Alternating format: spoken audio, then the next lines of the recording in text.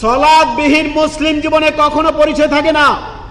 যার নামাজ নেই তার মুসলিমের পরিচয় কখনো থাকে না।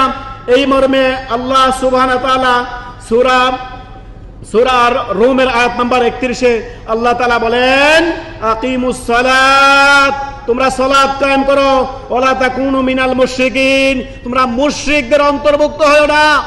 সালাত কায়েম করো, সালাত। রমাদান চলে যাচ্ছে, এর মানে এই না যে আমরা আমাদের মসজিদগুলো ভুলে যাব। রমাদান চলে যাচ্ছে, এর মানে এই না যে আমরা আমাদের সালাতকে ভুলে যাব। আমরা আমাদের জীবনে 5 ওয়াক্ত দৈনন্দিন সালাত প্রতিষ্ঠা করব।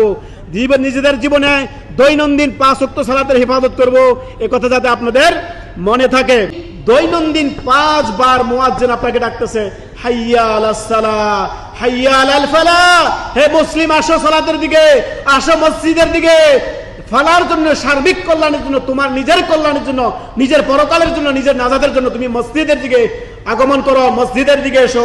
হাইয়া আলাস সালাহ, হাইয়া আলাল ফালাহ।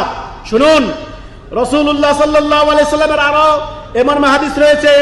তিরমিজির মধ্যে হাদিস নাম্বার 2621 নম্বর হাদিস। নবী সাল্লাল্লাহু আলাইহি সাল্লাম বলেন, আল আহাদুল্লাযী বাইনানা ওয়া বাইনাহুমুস সালাহ ফামান তারাকাহা ফাকাদ কাফার। কি বললেন শুনেন, রাসূলুল্লাহ সাল্লাল্লাহু আলাইহি সাল্লাম বলছেন, তাদের মধ্যে আমাদের মধ্যে পার্থক্য একমাত্র সালাত। সালাতে একমাত্র আমাদেরকে নাজাত দিতে পারে। সালাত ছাড়া মুসলিম থাকা যায় না।